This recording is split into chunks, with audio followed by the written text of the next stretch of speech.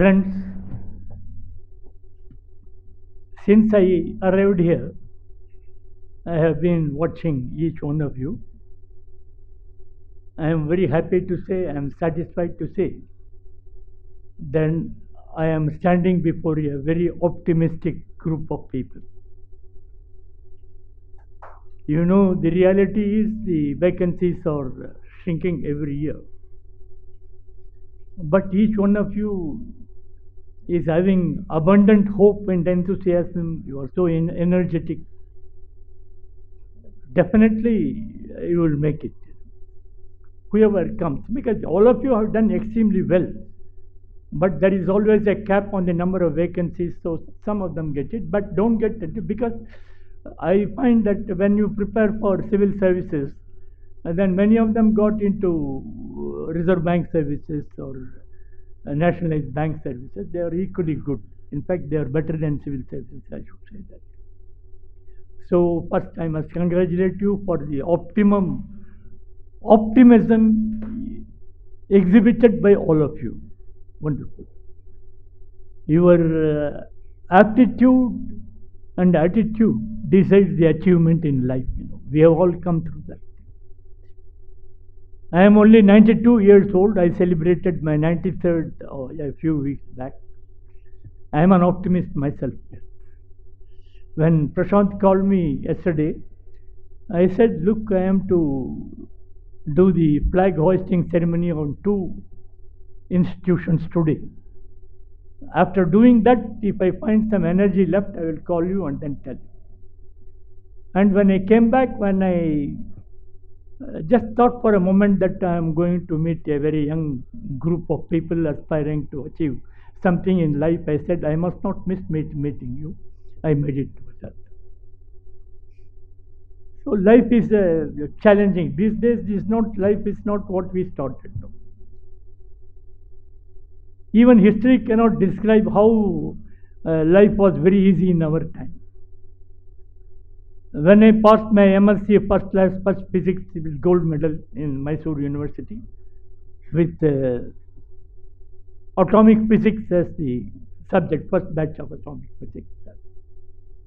Those days there was no UGC scale for professors, no scientific scales for scientists. They're all come about 40 years ago only now.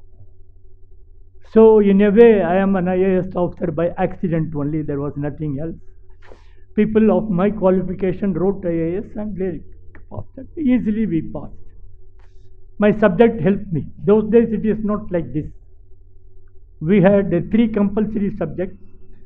That is general knowledge, general English, and essay. 1 essay for 3 hours on current topics. And for central services, 3. For all India services, IAS, IPS, IAS and IFS, Indian Foreign Service, 2 additional optional subjects. So total we had to do 3 plus 3 plus 2, 8. But they were all bookish. Because when you pass MSc studying textbooks only, with the guidance of really gifted professors, you don't have any difficulty in understanding subjects and all that. So textbooks you can always master and easy. But today, if I am to be one of you, probably I won't have qualified even in the prelims. Because competition is so beastly, so tough, so cruel, so crude, so inhuman. So there is no way to describe how bad the situation is today. But you are all facing that thing. You have to learn quite a lot. General studies means anything on earth. Today, even in space, they can ask you, literally, what happened to Gaganyaan or Chandrayaan and when it is reaching the moon and all that thing. Not like that. Ours were specified, compact subjects, we could master it. No problem at all. So when you are good in studying physics, then you can study any subject and got it. That is how I got. By my advanced subjects, I chose physics, advanced physics, which was only this much. I scored 189 out of 200. Even today, it is a record today in the UPSC. So things are totally different. Now you have to prepare for everything on the whole cosmos, whole universe. You have to do everything for about that. There is no comparison at all. So once again, I compliment you for your optimism. Wish you all very success and all that. So I entered service in the year 1955, 1954 examination, fourth rank. And the difference between the first mark and the first rank and fourth rank was only 7 marks. Those days, there was a prejudice against science. Usually, first few rankers used to be only economics and history. Economics and history people will be there. So very few scientists. I am one of those who broke through that things, whatever you call it, like that. So this is how we have come through. It was very easy. When I appeared, hardly 10,000 people appeared. 5,000 people took it seriously, and it was very easy. And my batch was only a smallest batch ever. Only 16 people were there in my batch. And I got the fourth rank. So the very first day of my probation, my trainer in the IAS training school in Madras South in Delhi was a very dominating, terrifying, intimidating ICS officer. Before IAS, it is called IAS. It was a small batch, and then I have always been a deceptively impressive looking person like that. In a group, they will always find me out like that. I said deceptively impressive looking. There is nothing much in this letter. So he picked me up. What are you here for? I said, I have passed Indian Administrative Service examination. I got fourth rank. Today I am before you as a probationer for training. Rubbish, neither administrative or civil. You are all civil servants. Mind you, you are all civil servants. Then he took out the pocket Oxford dictionary from his pocket, asked me to read the meaning of civil. Civil means courteous, civilized, pleasant, helpful, everything it is. Don't ever say that you are civil servant only. You are civil servant, you are not Indian administrative service. We strictly followed those things. So I was originally allotted to Karnataka cadre. My father was chief engineer in the central government. He was also a Mysorean. He was a topper. We have all been blessed by Vishweshwaraya in our family. He was very close to us. So my father said, if you are in Karnataka, you will become chief secretary, you will play golf and enjoy life. So don't be there. He changed me to Union Territories cadre. That is whole of Northeast, Delhi, Chandigarh, Goa, Puducherry, those days it was called Pondicherry, and Andaman Nicobar. I have worked in all the places at the commissioner's level. Very rewarding experiences, but very tough. The language is different, geography is different, culture is different, climate is different, everything is different from place to place. Some are enjoyable, some are very doubtful. The Northeast, it was still developing. When we were serving there, not even roads were there. Border Roads Organization came to existence only in 1960. They brought out semblance of roads and communication facilities. Before that, there was nothing there. Even tough military jeeps cannot go in those steep areas and all that. So we had worked in those places. And good postings are in Delhi and Chandigarh and Goa. I enjoyed. I was commissioner of Goa from 1969 to 74. The whole world used to come for film shooting there. My job was to give permission for their shooting. I knew almost all the famous directors and producers. I was so impressive looking, they thought I was one among them. I said, I am a dull bureaucrat. I am only to help you people and give you size and make your life present there. So this is my journey in start and all that. I loved that thing. And when I prepared for AAS, in physics, I always used to practice in writing. That helped me a lot. I always share my experience with successive groups like you. Always practice in writing. Time management is very important for me. Because on 2 occasions I have set papers for UPSC. UPSC, IAS examination, I set papers on 2 occasions. Because after joining service, I took 2 PhDs and 1 MBA, all after doing service. I was also Vice Chancellor of 2 universities, found out because I was also a 2 PhD holder.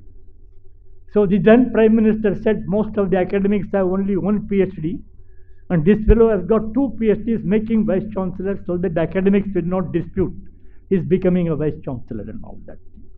So learning is, don't think that even when you service there, you should stop. Always enroll yourself for some new programs, new things. Now whole world is open to you, online, offline, everything.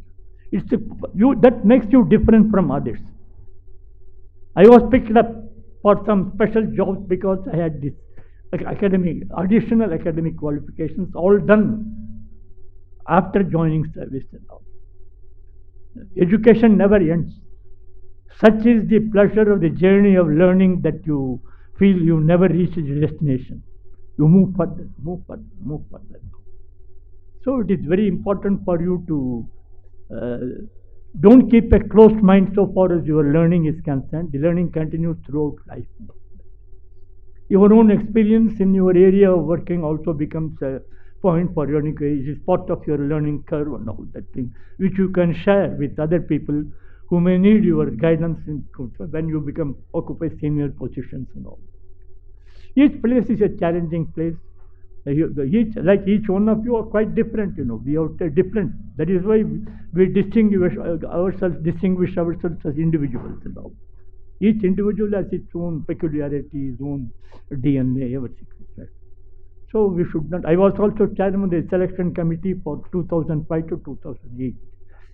So I knew what UPSC is expecting from the other side and all that. So practice in writing, that is very, very important. 10 years question papers, repeatedly you pass. Time management. 60% of the questions you will find they are all repeated.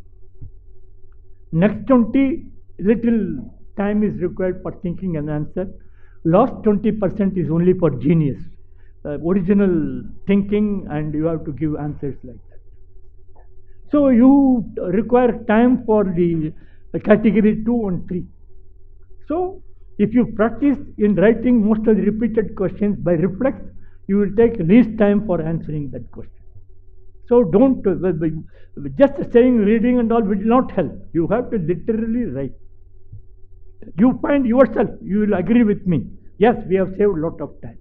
Time management is very important in UPSC examination. As I mentioned to you, I set question papers also on 2 occasions. And we were asked by the UPSC to set question papers for the time required for 125 questions. The 100 same time will be given for 125 questions and also 100 questions. Unless you are very fast. Time management, most of the people do not face the difficulty in making. This is reduced, minimized by practicing in writing. So this is very important. Don't miss this point and all that. I always tell in groups wherever I go, young aspirants like you. No, it's not just like reading. It's not a magazine or anything you are reading. Just write it. You will find, you yourself will know that you are gained time. This is a very important thing which I have been, because this is very, very important. And about optional subjects and all that thing when you choose. I used to tell Kedar and I used to ask other people why everybody is choosing anthropology. Even medicine people are taking anthropology, and also engineers are taking anthropology. Why? Because anthropology is not a developing subject. There are standard books which are only this much and all that. If you master that, then beyond that they cannot ask you anything else. There is no latest research. There is no Keynesian theory. There is no Chinese economy. Nothing like that, like other subjects like that. So you can always concentrate on doing such things, subjects. Public administration is also a very good subject and all that. But most of the people, yesterday one girl came and asked me, I want to choose anthropology, it is good. Then I put on somebody who was teaching anthropology. He said, yes, he guided her and do that. She was very happy. She is a topper in computer science examination. She is one of the aspirants. She is working hard and then take it. So choosing optional object also, you should be able to intelligently choose the officers when you come to that stage after you pass preliminary and all that thing. And my formula for clearing prelim, if you practicing writing, I 100% assure you, you will not miss prelim. Time is most of the important things and all that. Easy questions, you just answer. Important questions, give enough time for you to answer that thing. And think about it. Don't use it's not mechanical, it's not a robot. You have to think and answer some questions like that. Keep some spare time for that thing. This thing. And I enjoyed my service wherever I went, etc. And I had been able to guide younger people like you wherever I was posted who wanted to take competitive examinations. Whatever experience I had, whatever I knew about what they are expecting from you, I used to share with them so that their success is made easy. It's very. Any questions? I wanted to answer any of the questions if you want to. Then I will continue my lecture. Any questions you would like to ask? Huh? Okay. So these are some of the ideas which I wanted to share with you. And civil service, even today, is one of the prestigious services. And there is no pressure, there is no risk if you are in a private employment. It is the whims of the private employer whether to keep you in job and all that. And civil service, nobody can easily take you away from the job. There are very constitutional safeguards, or there Article 311, 312 and all that thing. And a lot of changes are happening in this country. By that time you qualify, all the old laws have been thrown away in the last monsoon session of Parliament. Old criminal law justice system has been changed now. The most important sedition law has been dropped now. You'll be familiar with all the changes which these people have got in, because they are all very archaic and colonial area, colonial era legislations which are not relevant to these days. They have changed. It's a good thing. So changes have come in this country in the last 20 years, you can say. After the global meltdown in 1991, we started looking differently at the economy of the country, at the road for development of the country, because globalization throws many more opportunities, at the same time challenges also. So we have got through, changes are happening. By the time you clear your examination, more changes will come and all that. They are all very good. And be up to date with all the changes. Be always up to date with current affairs. It will be very easy. Some questions should be there, and current, some may be controversial questions. So you should be able to do all these things. Otherwise, my experience in civil service had been a mixed experience and all that. Though I did not have particularly difficult times, because I have always been very hard-working person, and trying to ensure that nobody points out any deficiency in the way I am doing my things and all that. A lot of opportunities given to civil servants to think and do everything. Challenges do come and all that, because you are one among the citizens. You be a human being and then treat others like a human being, and you never have ego. Ego is one of the worst things that kills the human development and all that. Why ego? Who is that high? I always ask this question. Who among you, raise your hand, has seen your own face without the aid of a mirror or somebody telling you how good looking I am or how bad looking I am? Tell me who has that. Then who am I? I can't see myself. God has created like that. Never I have ego. I found that in my long career, I never had any difficulty in dealing with whatever be the type of people, because I never had ego. That was a big thing which helped me. 90% of the solved problems are solved because of the ego. So these are one of, and understand the problems of the human people. You may be in whatever department you may be working, but understand the problems faced by them.